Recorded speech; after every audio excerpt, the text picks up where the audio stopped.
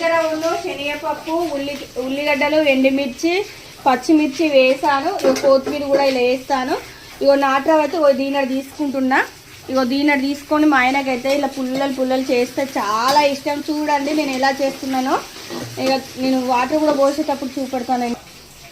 ఇక చూసారా ఇగో దీనడైతే కొలతతోటి అన్ని తగ్గట్టు వేసాను. చూసారు కదా. ఇగో సాల్ట్ వేస్తున్నా.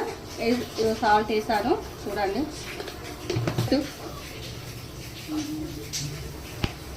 ఇలా పోస్తాను నేను. చిట్టి తల్లికి జ్వరం వచ్చింది కాబట్టి నాట్రవ చేయి మమ్మీ అన్నది, అందుకనే చిట్టి తల్లి కోసం చేస్తున్నాను. నాట్రవ రెడీ అయిపోయింది. ఇక చిట్టి తల్లి చేయమన్నది ఈరోజు. అయినా మేము సాయంత్రం టిఫిన్ ఎక్కువ చేస్తాము. ఇక చూడండి ఇదును ఆవకాయ పచ్చడ చూపెడతాను. అన్నంలా ఆవకాయ పచ్చడ, కొద్దిగా పెరుగు. వావ్ ఏమన్నా వేడి వేడి నాట్రవల ఆవకాయ పచ్చడి, కొద్దిగా లాస్ట్లో కొద్దిగా పెరిగి వేసుకుంటే బాగా సూపర్. ఎలా ఉంటుంది చిట్టి? బాగుంటుంది. చిట్టికి జ్వరం వచ్చి నోరు టేస్ట్ లేదని చేశాను. ఓకేనా?